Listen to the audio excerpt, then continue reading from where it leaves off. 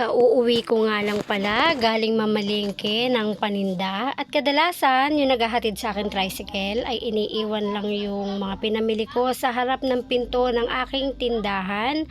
Tapos, ayan yung gagawin ko, ipapasok ko na siya isa-isa sa loob ng tindahan dahil maya-maya ay isasalansan ko naman sila sa kani-kanilang mga pwesto.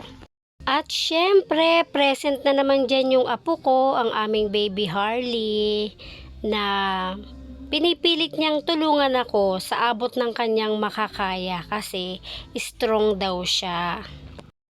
At pagka-uwi ko nga galing mamalengke ay nagbubukas na agad ako ng tindahan. Kaya habang ginagawa ko ang lahat ng aking routine, after nyan ay nagtitinda na rin ako. Sayang din naman kasi yung benta, kaya kahit masikip ang pwesto ko at ako ay maglilinis, mag-aayos, ay isasabay ko na rin yung pagtitinda. At ayan nga yung aking mga pinamili.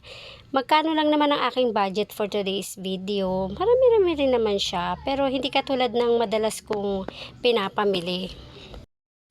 Ayun, kauwi ko lang, tsura ko, 'di ba? Makikita niyo yung pawis ko, super pawis. Hindi naman ganun karami yung pinamili ko, kaso nakakapagod yung paikot-ikot. Sobrang nakakataranta kasi hinahabol ko yung oras. Pag nagtitinda ka talaga, mahalaga ang bawat minuto. Kaya lang dun ako natagalan sa in-order kong ulam na pinaputok na bangus. Tatarayin natin, tikman natin mamaya. Anyways, Pagoda Pilipinas ang person. Maya-maya magsasalansa na ako para masimulan na ang pag-aayos ng mga paninda. Tapos ito yung binili kong ulam. Ewan ko kung ano na itsura nito. Feeling ko naipit na siya. Bali ano siya, magkano? 259. Pinaputok na boneless bangus. Kasi nakakatamad ng magluto, nakakapagod, diba? Eto, pilit akong tinutulungan. Mabigat pa sa kanya yung binubuhat niya. Kaya, ang lakas nito Lakas talaga, diba? Ang lakas. Babalik niya pa yan, Tama na. Huwag pilitin. Ayan na siya, Kaya pa. Smile ka dyan. Smile. One eternity later. Bes, katatapos ko lang magsalansan pero hindi pa talaga sila malinis. Nilagay ko lang sila sa kanilang mga proper places pero hindi pa talaga sila ayos na ayos. As in, aayusin ko pa sila bukas. And gusto ko nga gumawa ng ice candy maya-maya, so sana may energy pa ako. So namalengke ako ng around 1 PM. Ngayon ay 5:49 na. Diba? Ang saya-saya ng buhay ng tindera. Mainam na kaysa wala tayong income, wala tayong ginagawa. Diba? Salamat sa Panginoon sa mga blessings na katulad nito. Super sakit at ngalay na ng aking binti at talampakan, paa, mga daliri sa paa. Pero laban lang, itataas ko lang ng konti. Wala pa namang nabili. So, ayan na siya.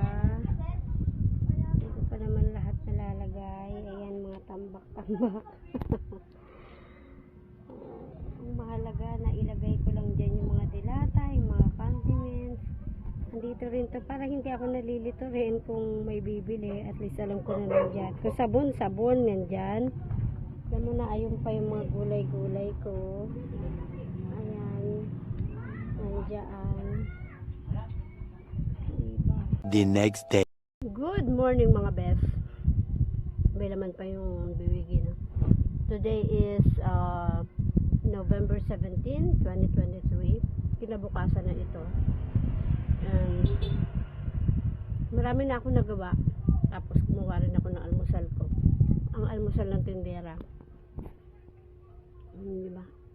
Ang dami kong sinangag. Nasa may sabunan talaga siya. Hindi may notebook. Ganyan kumain ang tindera. Kung saan abutan. Hati kami dyan ng ng alaga kong aso. Si Opa.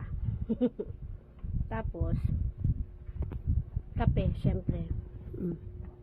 Diba? Ang gulo ng paligid. Katabi ng alcohol yung kape. Ayan, diba? At masdan natin ang paligid bago malobat ang aking cellphone. 15% na lang. Nagrepack ako ng tuyo kanina. At paglalagyan ko ng extra big na nilalanggam kasi sa pwesto niya. Pati itong asukal. Ayan. Nakagawa na rin ako ng chocolate as candy ko kagabi. Diba ang gulo? Ayan. Chocolate ice candy. May yellow rin ako dyan. Tapos bumili na rin ako ng pang-ulam ko na buto-buto at pork chop. Para hindi na ako namang problema. So, ayan muna for today's video. Good morning mga best. Today is November 18, 2023. And, anong oras na ba?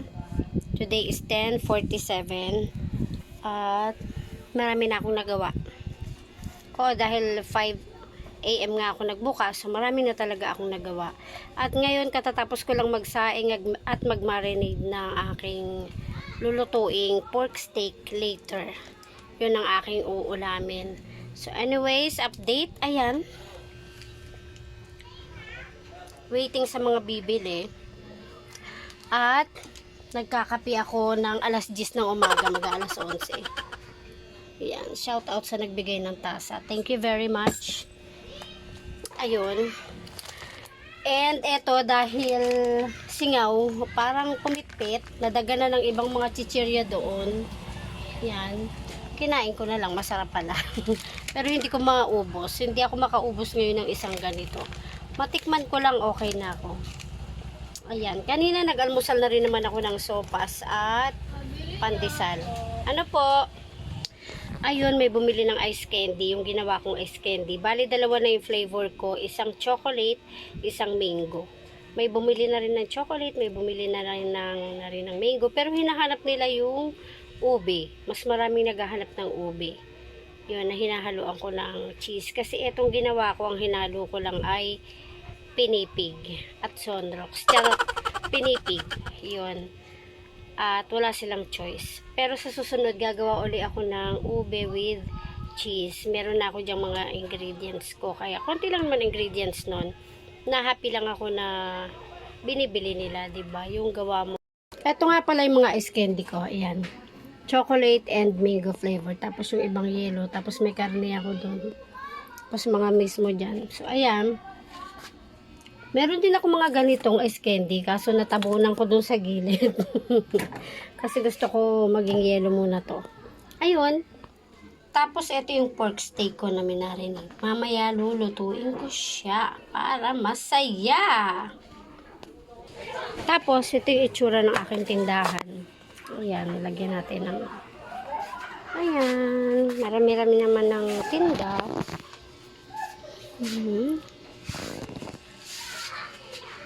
Thank you nga pala. May bumibili.